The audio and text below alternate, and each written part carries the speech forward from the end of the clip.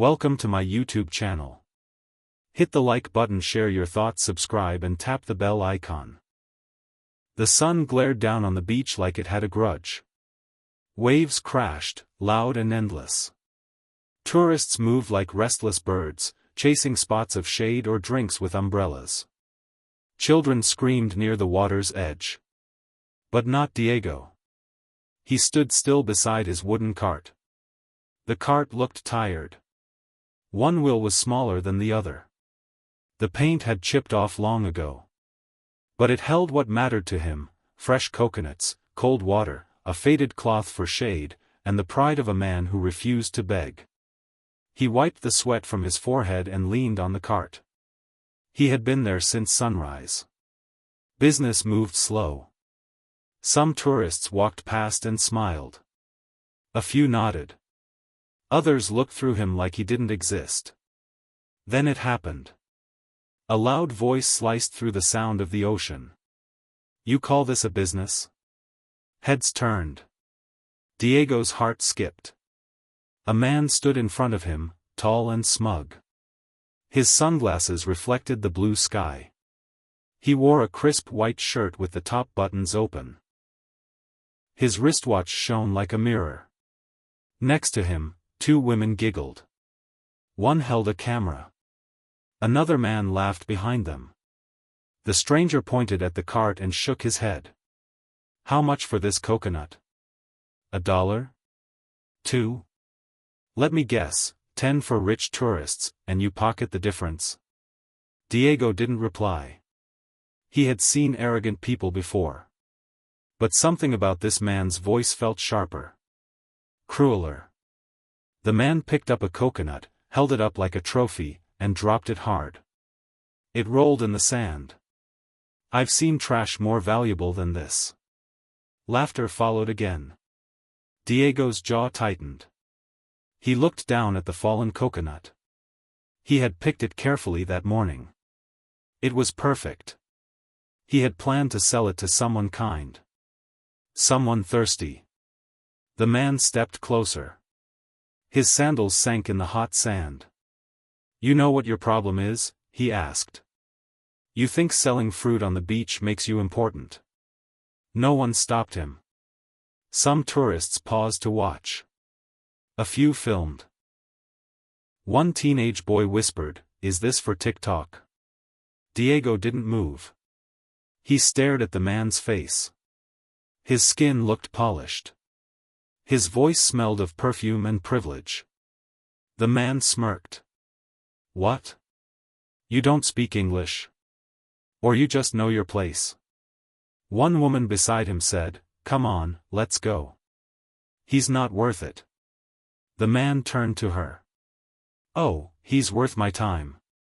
He needs to learn what happens when you bring jungle fruit to a luxury beach." Laughter again. Louder this time. Diego reached down.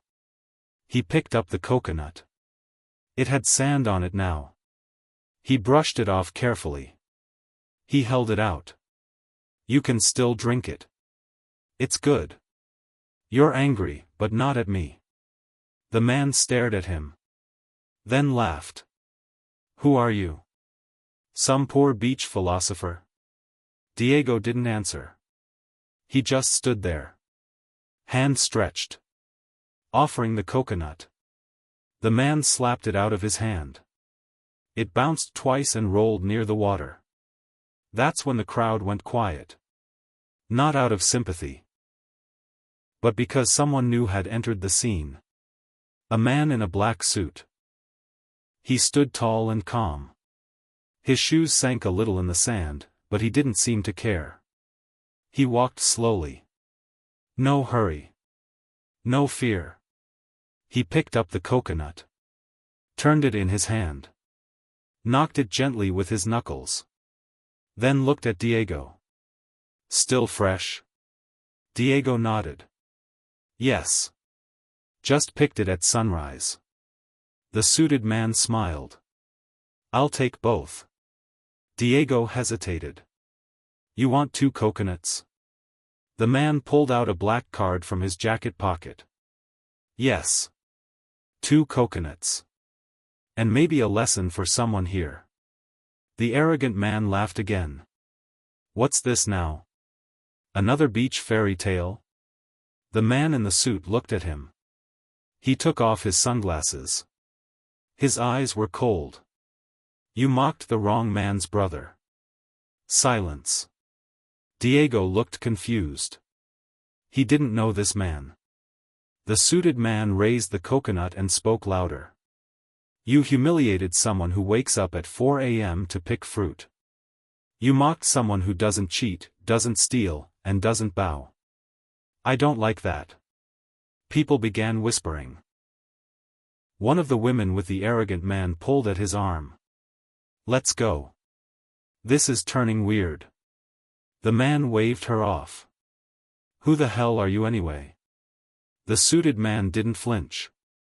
Someone you owe an apology. The arrogant man rolled his eyes. Or what? You'll fight me over a coconut? The man smiled. No.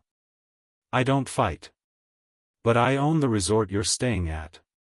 The arrogant man's mouth opened slightly. His sunglasses dropped to the bridge of his nose. The suited man stepped closer. You're on my beach. You just bullied someone who works with dignity. And now, you're about to learn what real power sounds like. He turned to Diego. You sell every day? Diego nodded. Yes. Same spot. The man nodded back. Good. Tomorrow, you'll have a new cart. A real one. With shade. Cold storage. A logo. And no more broken wheels. Diego stared. His voice cracked. Why? The man looked at him kindly. Because you reminded me of my father. The crowd had gone silent. People lowered their phones. The arrogant man tried to speak. You can't be serious. The suited man raised his hand. You. Out of my resort. Today. You have 1 hour. Go.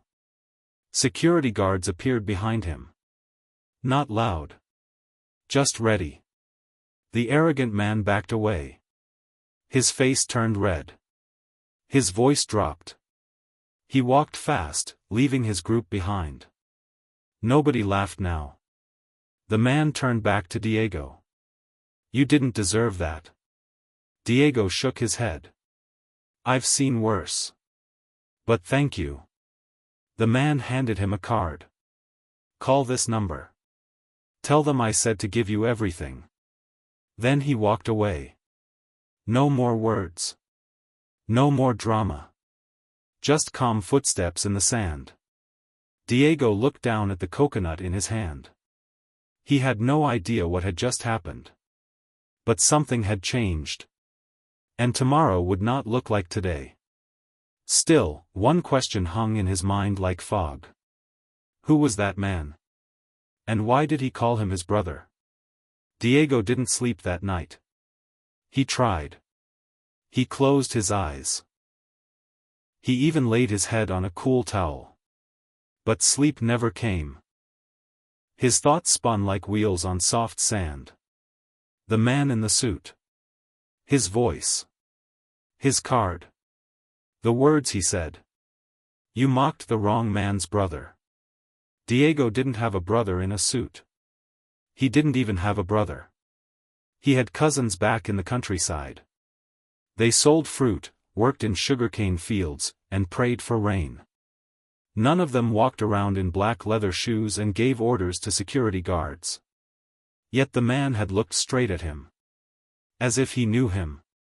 As if Diego mattered in his world. By sunrise, Diego stood on the same spot as always. His cart hadn't changed. It still had the squeaky wheel. Still looked like it might fall apart with one strong breeze. But something had changed. People stopped more than usual. One woman from yesterday returned. She didn't say much. Just bought a coconut, handed him a $10 bill, and walked away fast. Then came the delivery truck. It was silver. Clean. The driver wore a cap and sunglasses. He stepped out with a clipboard and a folded tarp under one arm. "Are you Diego?" he asked. Diego nodded slowly. The man smiled. "Good. We've got your cart, your shade, your cold unit, and your branded cooler box." Diego blinked. "What?" The driver pointed at the back of the truck. "Everything you asked for. You're the coconut guy, right?" I didn't ask for anything," Diego said. The driver pulled out a paper. "Well, someone did. Said to deliver it first thing. Also said to give you this." He handed over a note sealed in black and gold paper. Diego opened it. Inside was one line. "Every honest man deserves a platform. Welcome to the future." There was no name. The driver rolled up his sleeves and began unloading. The cart was new. Bigger. Painted white with green coconut leaves along the side. It had a built-in ice box. A strong umbrella stood tall in the center. Tourists began to stop and stare. Diego's hands shook as he touched the handle. It felt like something out of a dream. "Where did this come from?" he asked. The driver only smiled.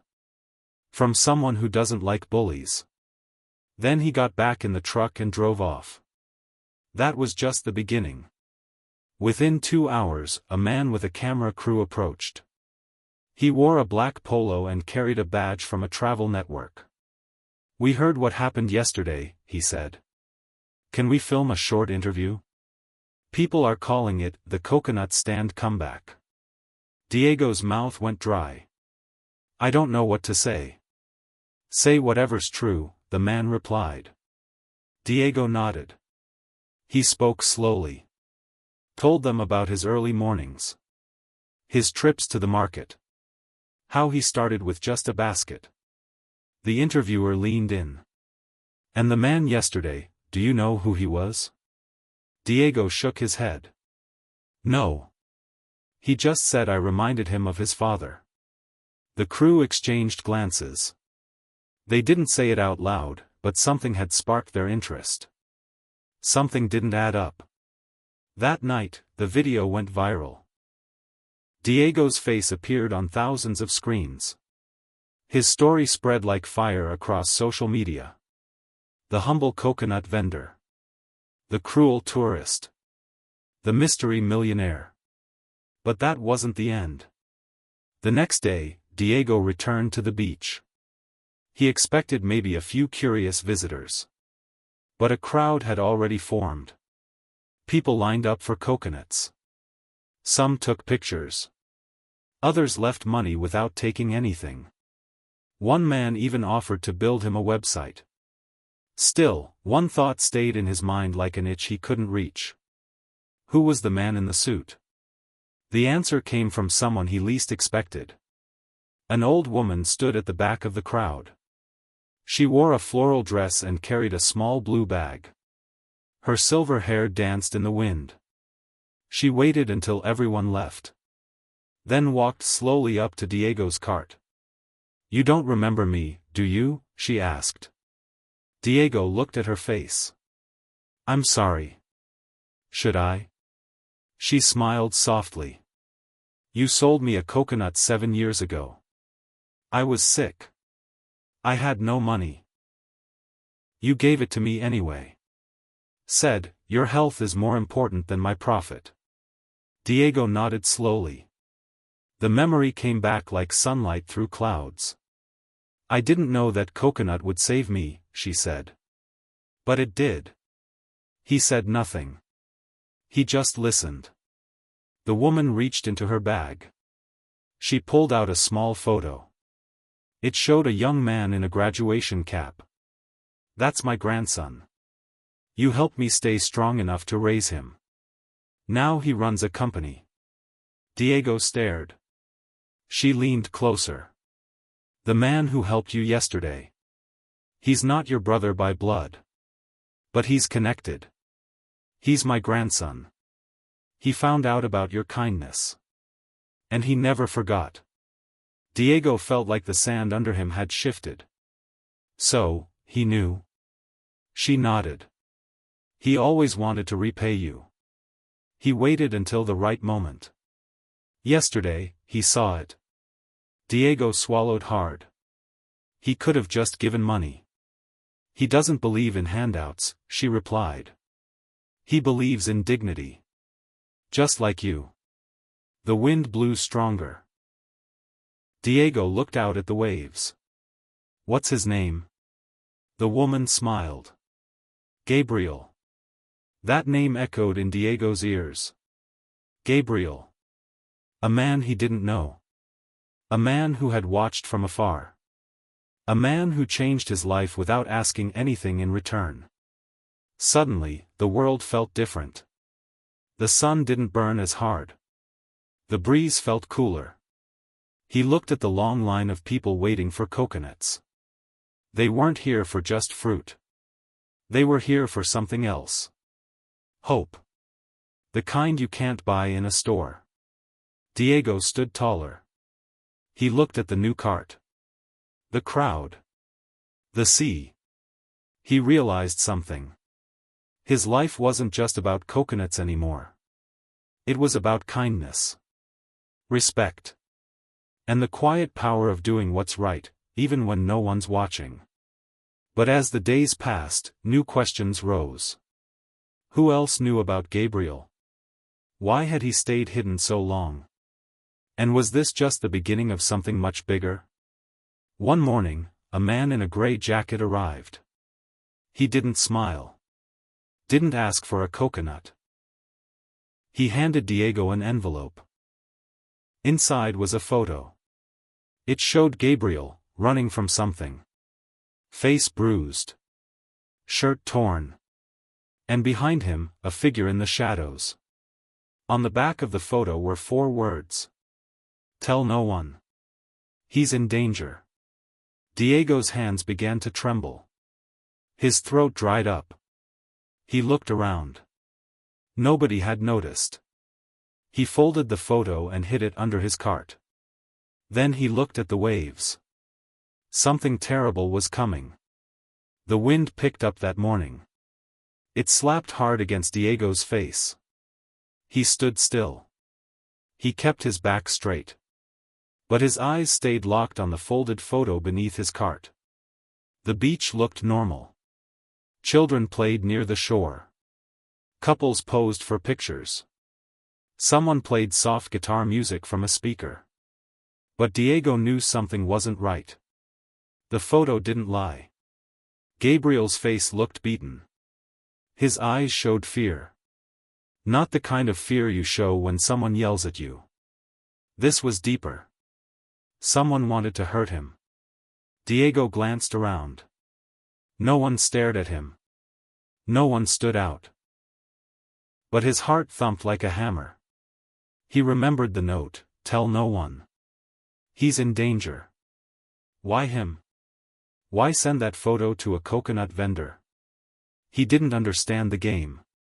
But he knew he was already a piece on the board.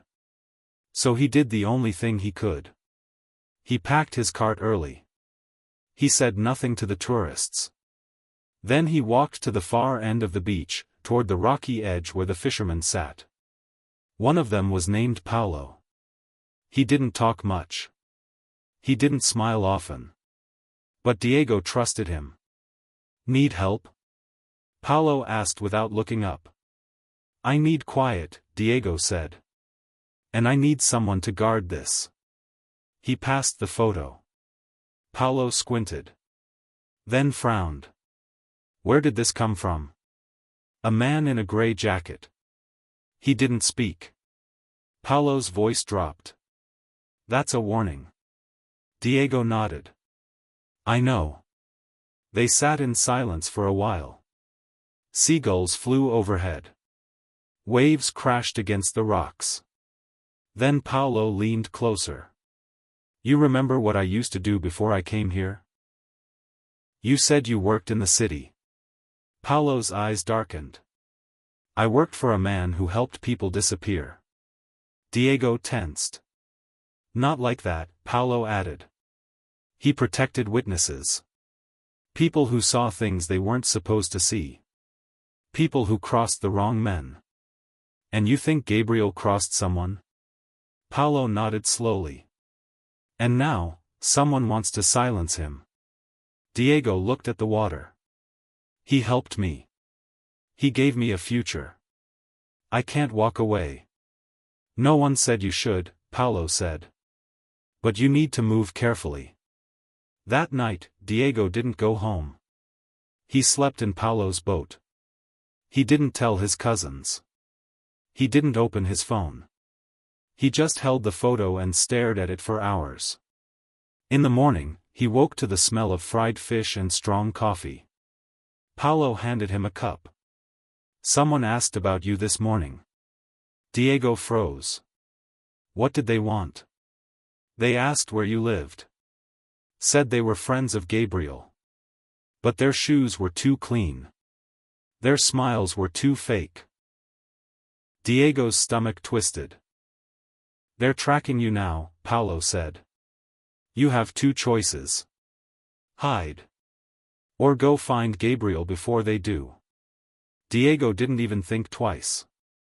I need to find him. He took the first bus out of town. He didn't know where to start. But the old woman, Gabriel's grandmother, might. Her name was Rosa. He remembered her kindness. Her calm voice. Her gentle hands. He found her house outside the city. It stood behind a tall iron gate. Ivy crawled along the sides. A small dog barked from the porch.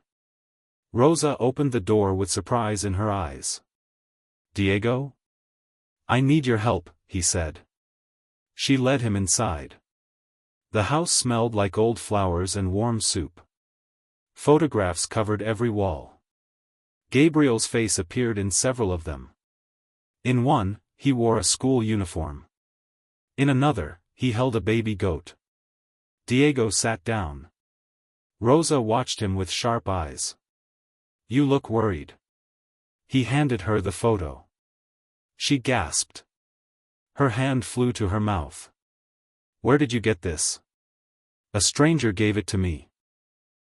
Said Gabriel is in danger.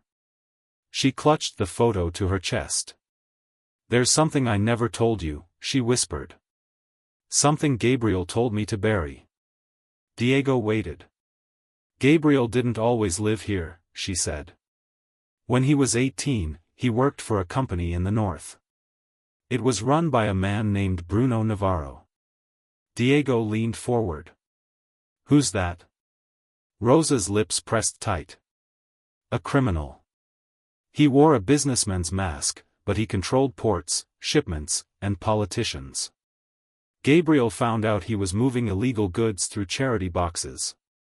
What did he do? He took pictures. He copied files. Then he vanished. Why? Because he knew Bruno wouldn't forgive him.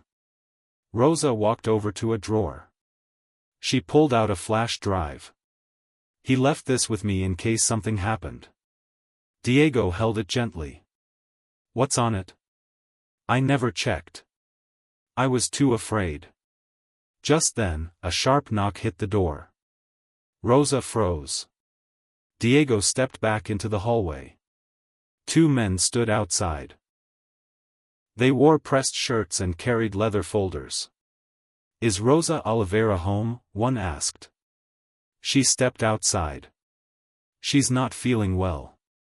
Come back later. They didn't move. Diego whispered, back door. Rosa nodded. He grabbed the flash drive. Slipped it in his pocket. Then rushed out through the kitchen exit. He didn't run far. Just to the alley. Then down to the bus stop. He kept his head down. He bought a ticket to Rio. He figured the city was crowded. He could vanish there. He needed help. Someone who knew computers. Someone who could open the flash drive. On the bus, he sent a message to Paulo. Got something. Might be big. Need a tech guy. Paulo replied within seconds. I know someone. Meet me tomorrow. In Rio, the building stretched high. The streets buzzed with noise. But Diego felt alone. He stayed in a hostel.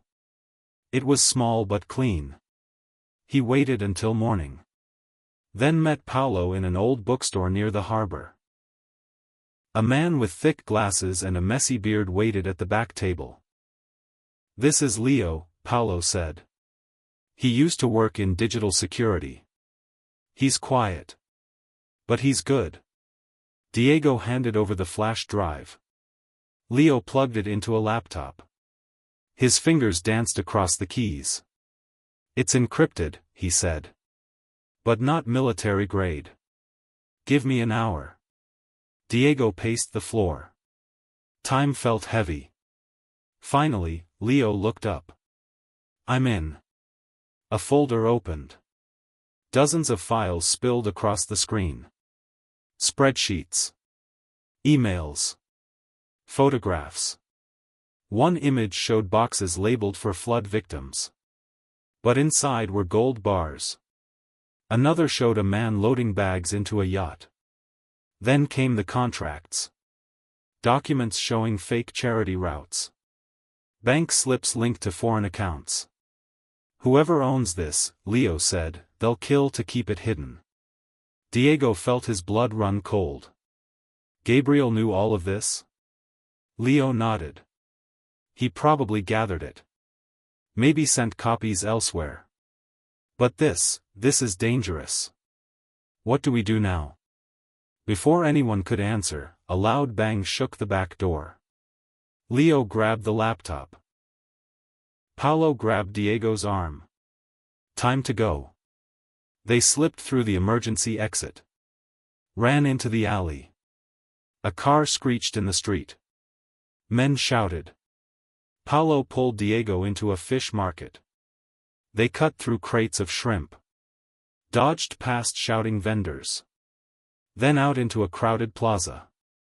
They didn't stop until they reached a parking garage. Inside, Leo handed Diego a copy of the files on a second drive. You need to disappear, Leo said. Whoever's chasing you, they won't stop. I can't just hide, Diego said. Gabriel's still out there. Paulo looked him in the eye. Then we find him before they do. That night, Diego sat alone in the motel. He opened the flash drive. Read the files again.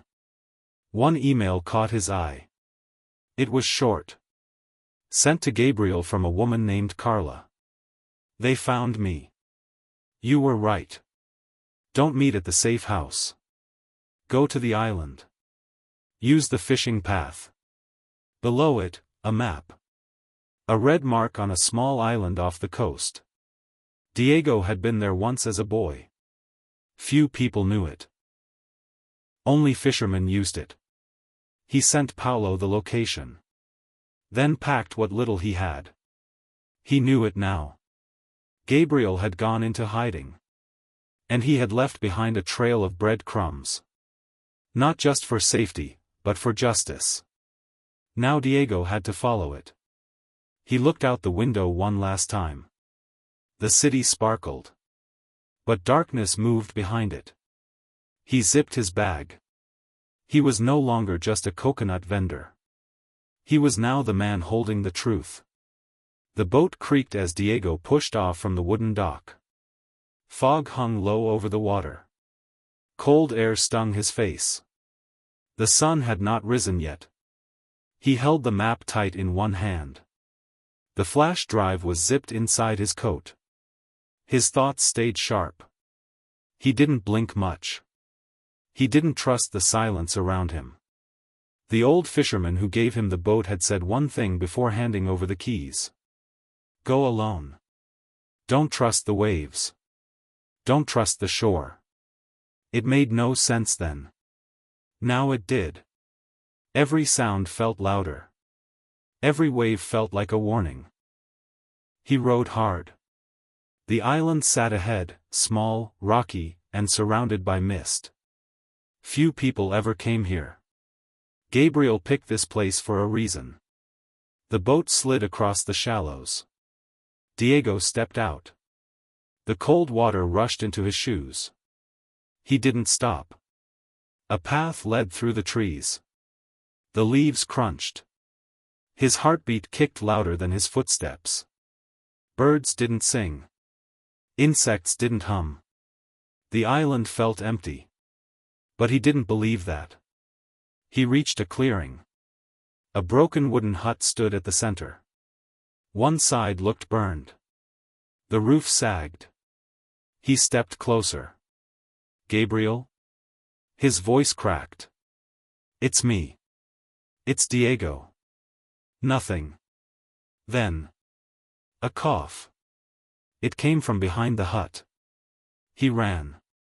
There, lying on the ground, with a blanket pulled over his body, was Gabriel. His face looked thinner. His eyes had dark rings. A bruise colored his cheek. But he smiled. "You came," he whispered. Diego dropped beside him. "You're alive." "Barely," Gabriel said. "But alive." Diego took his water bottle and handed it over. Gabriel drank slowly. "They found me 2 weeks ago," he said. "I ran. Changed spots. But they burned my safe house. I got your photo."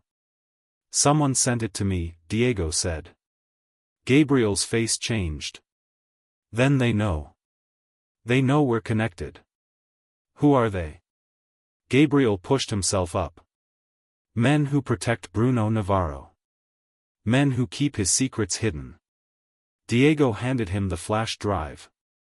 "I have your files. All of it." Gabriel took it. "Then we need to send it. Today." "Where?" "There's a woman," Gabriel said. "Carla. She's a journalist. She's in hiding too. But if we reach her, she'll publish everything." He pulled out a small satellite phone. "She gave me a number. I didn't want to risk calling until I had the files." Diego helped him dial. It rang once. Twice. Then a voice picked up. "Gabriel?" "It's me," he said. "I have everything. But I'm not alone. Diego's here. He brought the files." The woman's voice shook. "Thank God. I'm sending a boat.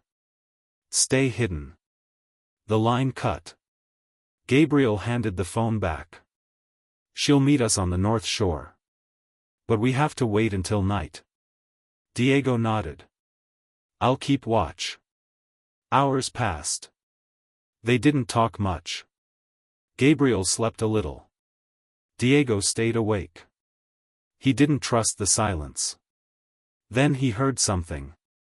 A crunch. Not a branch. Not an animal. A footstep. He ducked low. Slipped around the hut. 2 men moved through the trees. Black coats. Radios. Weapons under their arms. They moved like hunters. Diego crawled back. Shook Gabriel's arm. "They're here."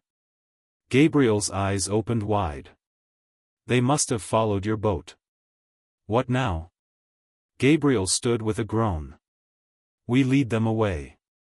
Then we circle back. We have to reach the shore." They moved fast. Through the woods. Behind trees. Over rocks. But the men were faster. Gunshots cracked through the silence.